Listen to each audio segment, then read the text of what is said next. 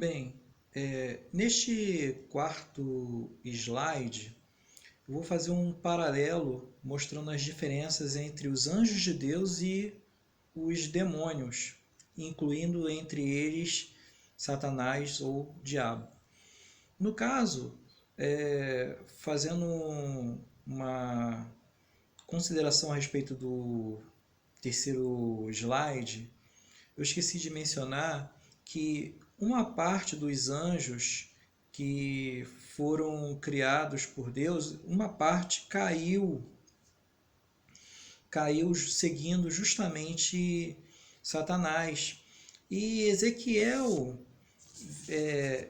28 vai mostrar que um desses querubins, que é uma das hierarquias mais elevadas, se rebelou contra Deus e queria tomar o lugar de Deus, deixou a vaidade, o orgulho, o pecado entrarem em seu coração. Ezequiel 28 vai dizer o seguinte, a partir do versículo 11 até o versículo 19: Veio a mim a palavra do Senhor dizendo: Filho do homem, levanta uma lamentação contra o rei de Tiro e diz-lhe: Tu és o sinete da perfeição, cheio de sabedoria e formosura.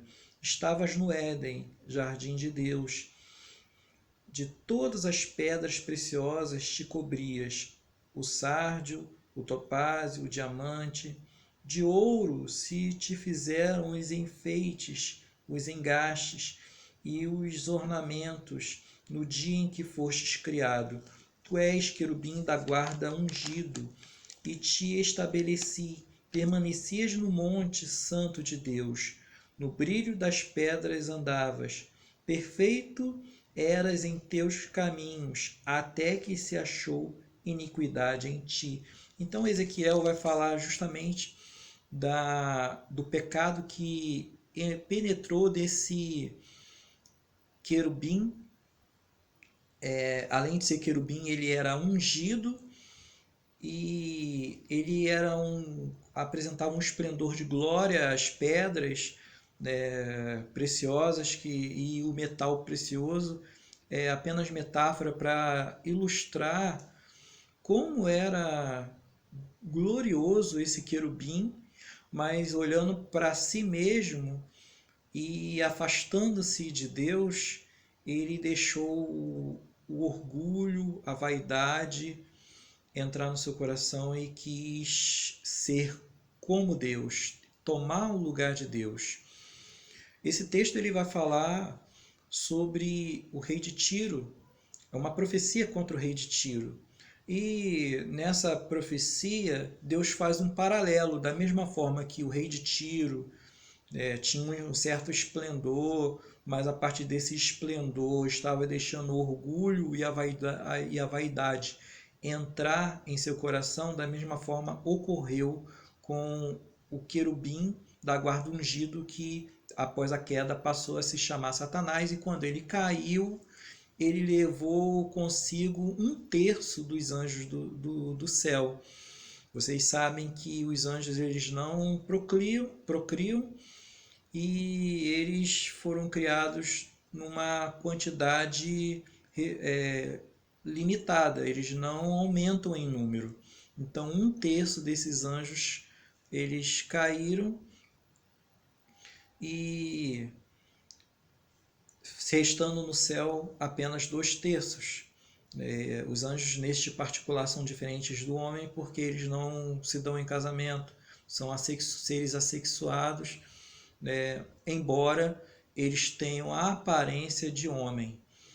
E no caso desses anjos que caíram com Satanás, eles foram seduzidos, e se rebelaram igualmente contra Deus, talvez almejando algum cargo mais elevado, mas enfim, eles caíram e se tornaram um horror, se tornaram a maldade. Então, nós percebemos que Deus não criou anjo mau. Todos os anjos eram perfeitos em seus caminhos, mas a partir do momento em que Satanás resolveu se apartar de Deus, o mal se apoderou dele. E toda vez que uma criatura, isso eu falo a respeito dos homens, se afastam de Deus, a maldade vai imperar em seus corações. Agora, a respeito da queda, Isaías vai ser mais preciso quando vai dizer que, falando desse querubim, ele vai falar o seguinte, o texto: subirei acima das estrelas e serei semelhante ao Altíssimo. E Deus vai responder a essa presunção: e serás precipitado. E assim foi a queda de Lúcifer, que agora passou a ser chamado Diabo e Satanás. Então, neste slide, eu pretendo fazer um paralelo entre o que os anjos de Deus fazem e o que eles não podem fazer e o que o diabo e os demônios geralmente fazem. Então, considerando o primeiro tópico a respeito dos anjos, eles têm consciência de que servem ao Senhor e o adoram. Isso está em Salmo 148, a partir do versículo 2. O salmista vai dizer que vai exortar os anjos a adorarem. Não é somente essa passagem que mostra a adoração de anjos, também Hebreus vai falar e todos os anjos de Deus o adorem, no capítulo 1 desse livro de Hebreus. E agora, fazendo um contraponto a esse tópico, nós temos do outro lado, na coluna do diabo e os demônios, nós temos os anjos que se rebelaram contra Deus para servirem a si próprios. Então, isso está lá em Ezequiel 28, nós vemos que o diabo, a partir da beleza e admirando a própria beleza, ele deixou o orgulho e a vaidade entrar no coração e passou a adorar a si mesmo e querer tomar o lugar de Deus. João 8, a partir do versículo 44, nós vemos que uma observação do Senhor Jesus contra os judeus que estavam ignorando os seus ensinamentos, estavam rejeitando a sua doutrina, não queriam se reconhecer pecadores, escravos do pecado, e lá, conforme ia aumentando a resistência, o Senhor tentou adverti-los, mas eles não quiseram ouvi-lo e, por fim, o Senhor vai dizer que eles faziam conforme o pai deles, isto é, o diabo, porque ele foi homicida desde o princípio, jamais se firmou na verdade. Quando fala mentira, fala do que lhe é próprio, porque é mentiroso e pai da mentira. E então nós vemos aí uma outra característica, desses demônios e também do diabo em querer fazer o que bem aprouver, ignorando a palavra de Deus, como esses judeus estavam ignorando. E toda vez que alguém ignora, volta-se as costas para a palavra de Deus, nós percebemos que ele também vai se tornando filho do diabo.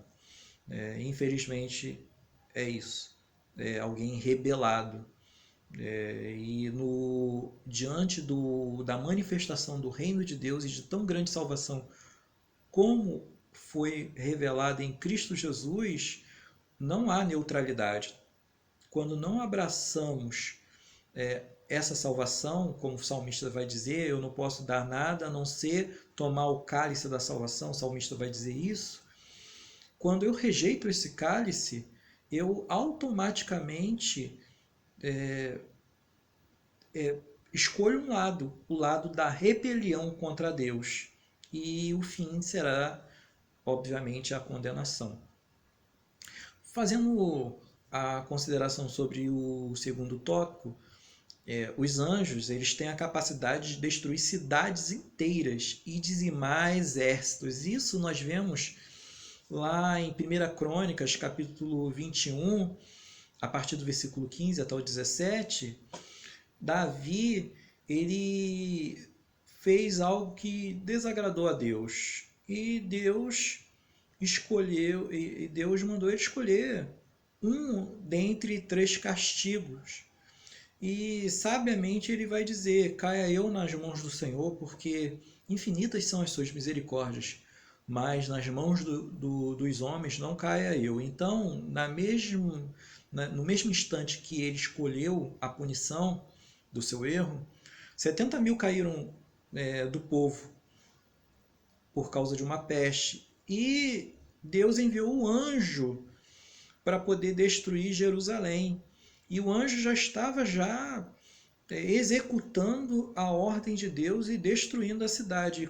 E quando a destruição começou a ocorrer, Deus se compadeceu de Davi, da humilhação de ele estar se humilhando, da aflição do povo, por causa da destruição e da praga que se alastrava, e Deus ordenou que o anjo retirasse a mão.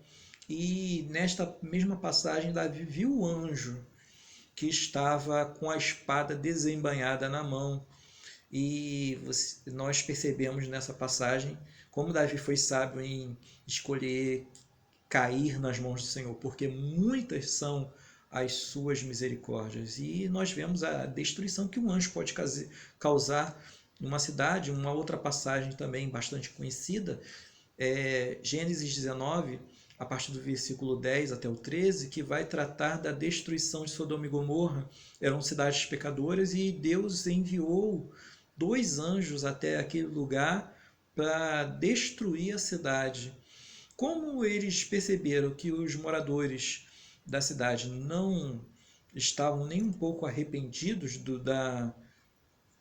das obras que faziam, inclusive queriam fazer mal aos próprios anjos, Deus deu a ordem aos anjos para que continuassem a destruição, mas antes eles tiveram cuidado de tirar o sobrinho de Abraão da cidade, no caso Ló.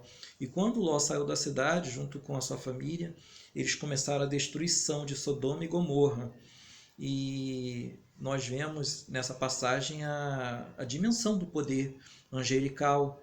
Eles foram criados maiores do que os homens. Salmo 8 vai dizer isso. O homem foi criado um pouquinho menor do que os anjos.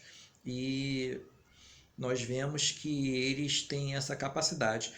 Fazendo novamente um contraponto desse tópico, na parte do diabo e os demônios, eles ainda possuem o poder que detinham. Eles ainda se organizam nas hierarquias, a partir das quais eles foram criados, mas eles perderam a autoridade que tinham quando caíram. Então, toda vez que um anjo sai em missão, ele, além de receber a autoridade de Deus, Salmo 91 vai dizer, eles recebem uma unção especial. E razão pela qual os demônios não conseguem vencer uma luta contra os anjos. E no máximo que podem fazer é atrapalhar ou resistir, mas logo eles têm que cair diante do exército celestial.